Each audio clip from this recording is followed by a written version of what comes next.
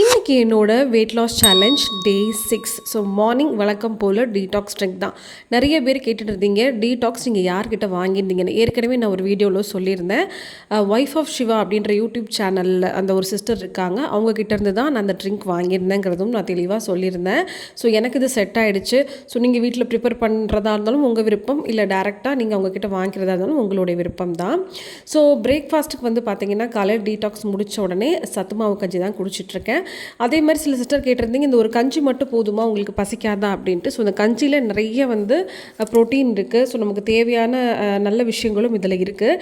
இது நான் சாப்பிட்டதுக்கப்புறம் ஒரு 10 மணி போல் கண்டிப்பாக இந்த ஃப்ரூட் சாலட் வந்து நான் ஒன்று எடுத்துப்பேன். டெய்லி ஒரு பாக்ஸ் ஃபுல்லாக நான் எடுத்துக்கிறேன். இன்றைக்கி வந்து அவிச்ச முட்டை மட்டும் நான் ஸ்கிப் பண்ணிட்டேன். ஏன்னா மத்தியானம் லஞ்சுக்கு வந்து பார்த்திங்கன்னா ப்ரானு, சிக்கனு, ஃபிஷ் பீசஸ் வச்சுருக்கேன். முக்கியமாக இன்றைக்கி நான் ரைஸ் வந்து கொஞ்சமாக ஒரு 100 கிராம்ஸ் மட்டும் புலாவ் ஆட் பண்ணியிருக்கிறேன். ஸோ அதனால் இன்றைக்கி அவிச்ச முட்டையெல்லாம் நான் ஸ்கிப் பண்ணிட்டேன். நிறைய ப்ரோட்டீன் ஏற்கனவே இன்டேக் எடுத்துட்டோன்னு. டின்னர் அதே மாதிரி ரொம்ப சிம்பிளாக ஒரு டம்ளரில் வந்து பார்த்திங்கன்னா ஜீரகம் போட்டு மோர் எடுத்துக்கிட்டேன். ஒரே ஒரு சீனி கிழங்கு எடுத்துட்டேன். ஸோ டின்னரையும் சிம்பிளாக முடிச்சிட்டேன். 5:30க்கே என்னோட டின்னர் முடிஞ்சிருச்சு. ஸோ இன்றைக்கி டயட் எனக்கு ரொம்ப சக்ஸஸ்ஃபுல்லாக போச்சு. வெயிட் லாஸ் பண்ணணும்னு நினைக்கிறீங்கன்னா நம்ம எடுக்கக்கூடிய உணவு வந்து மேஜர் கான்ட்ரிபியூஷன் பண்ணும். அதுக்கப்புறம் தான் வந்து பார்த்தீங்கன்னா நீங்கள் ஜிம்முக்கு போகிறதோ, வாக்கிங்கோ, எனிதிங். ஓகேவா? ஸோ நாளைக்கு என்ன டயட் மெயின்டைன் பண்ணுறேங்கிறத பார்க்கலாம். பாய்.